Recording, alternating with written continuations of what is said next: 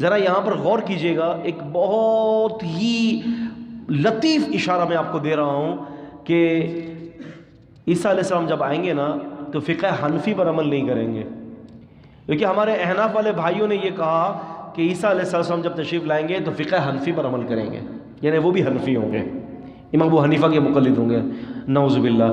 حالانکہ یہ کہہ رہے ہیں، اللہ تعالیٰ کہہ رہا ہے اذ علمتک الکتاب والحکمہ، کہ انہوں نے کتاب اور حکمت سکھائی۔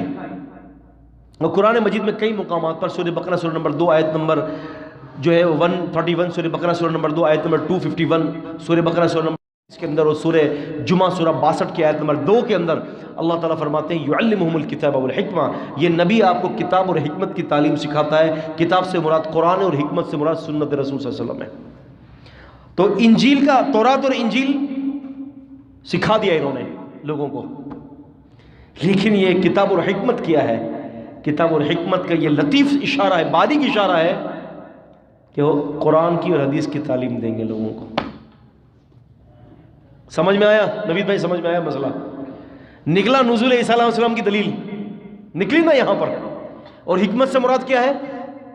حدیث، اور حدیث کی کتابیں کون سی ہیں؟